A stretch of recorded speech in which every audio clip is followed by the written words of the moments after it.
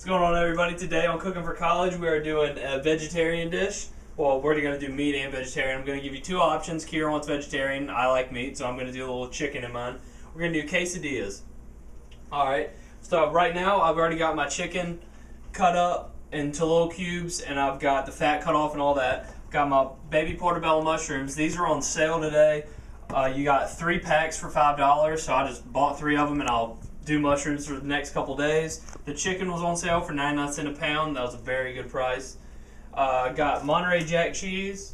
You can do pepper jack if you want extra spice. You can do cheddar, whatever cheese you prefer in your taco or your all that stuff. And I also have spinach because spinach is good for you and makes you strong like Popeye.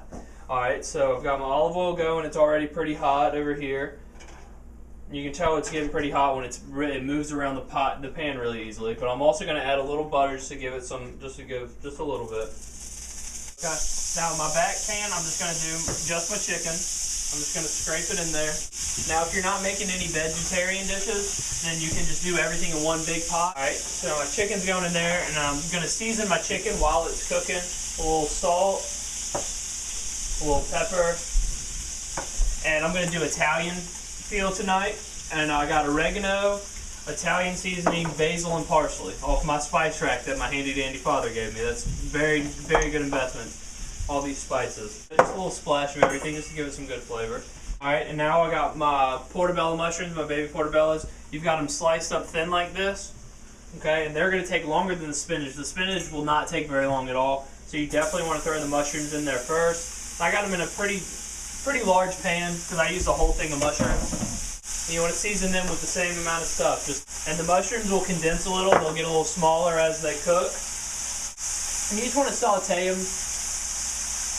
just for a minute and let those go. And on any vegetarian dish, mushrooms are a great filler. You can take a lot of dishes and take the meat out and just use mushrooms instead of meat, and that'll fill you up if you don't want to use tofu or anything like that. And once the mushrooms and the chicken are basically finished, that's when you want to put your spinach in. And when you cook your spinach in this olive oil, it reduces to pretty much nothing. It just becomes very flimsy. It's like nothing. So a lot of spinach. You can get a quesadilla maker. Quesadilla is what I say. You can get a quesadilla maker from Target for $20, and it's red, and it just closes, and you just plug it in and it just closes on top, and it cooks it perfectly. Even gives you the little lines where to cut it, make it pretty. But not everybody has those, so I'll show you how to do it in a frying pan. It's very easy. Another thing is using olive oil and butter. It will keep your chicken nice and tender and moist. You don't want your chicken to get tough, because that'll just really ruin everything.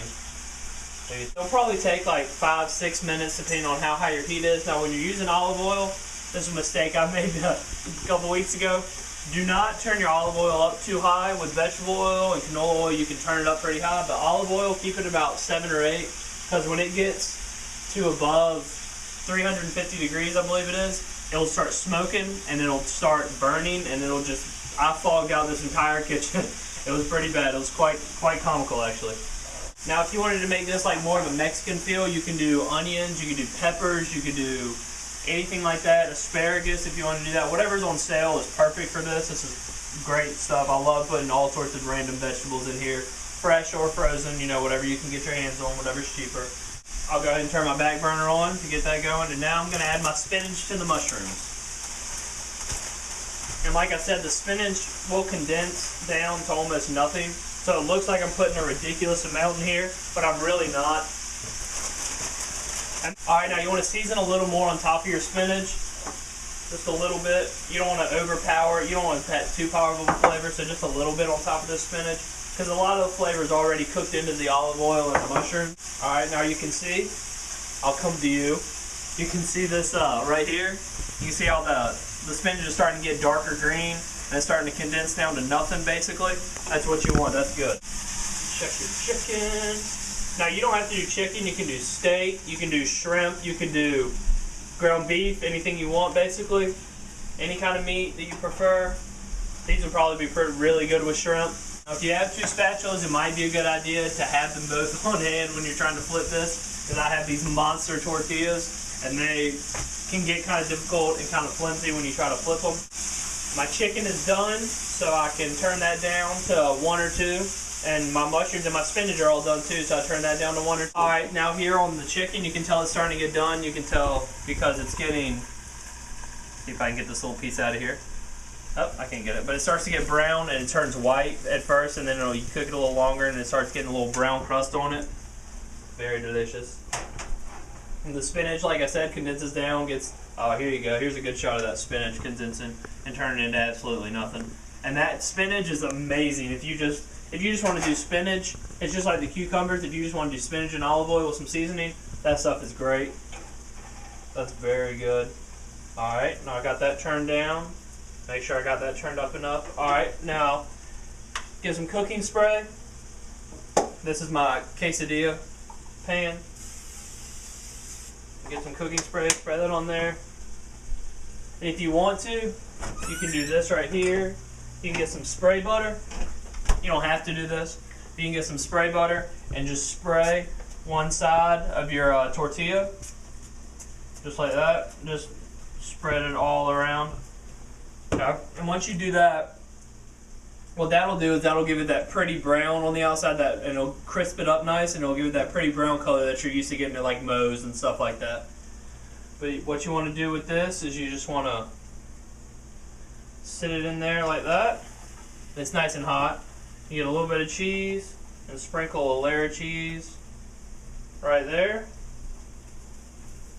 Right there, right in the, just on half of it, just on half of the tortilla. As you can see right here, just how it's half of it, and I'll left that half open. Don't let that go, and I'm gonna give me a big old scoop of mushrooms and spinach. Let's get a little more in there. There we go. Okay. Now we got that on top. Got straggler. Alright. I'm going to take this little bit of cheese and put that right there on top as well. And the cheese will really make your quesadilla stay together.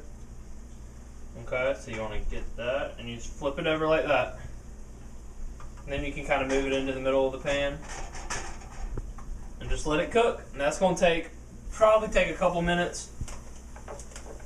Probably about, I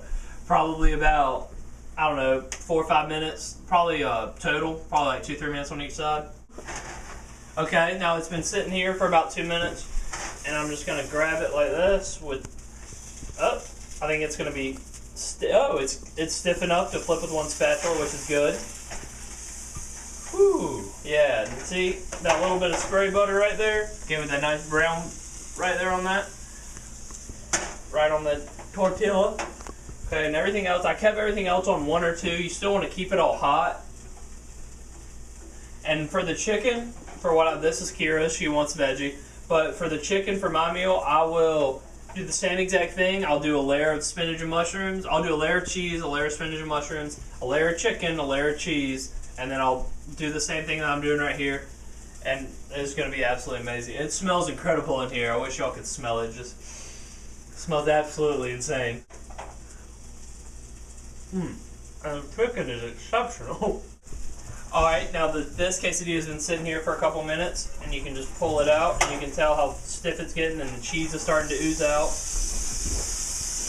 Throw it right there on your plate. And the best way to cut this, you can use a knife, pizza cutter. Best, fastest, easiest way to cut a little quesadilla. Hit it with the pizza cutter just like that, and you can cut it into however thickness you want. Alright. And look at that. That is incredible. You know, see that spinach and the mushrooms and the cheese, everything's oozing out. That's going to be a delicious dish. And to mix it up today, because I'm not eating the vegetarian, what? We're going to let a third party show you how delicious it is. Okay. The tables have turned, Kira. They any good? Oh my gosh, that's so good. Is that good? Mm-hmm. I wish you would have told me I was going to be on camera because I probably would have put on some makeup, but this is delicious. So good. And I like chicken, but tonight I'm trying to be healthy, and his chicken will be just as good. And I will let him do the honors. Well, I want to try it. Okay. You could have put me on third party. Corey. Those are extremely good. That sounds really good. Alright everybody, that was a quick, simple, easy quesadilla vegetarian style, and I was cooking for college.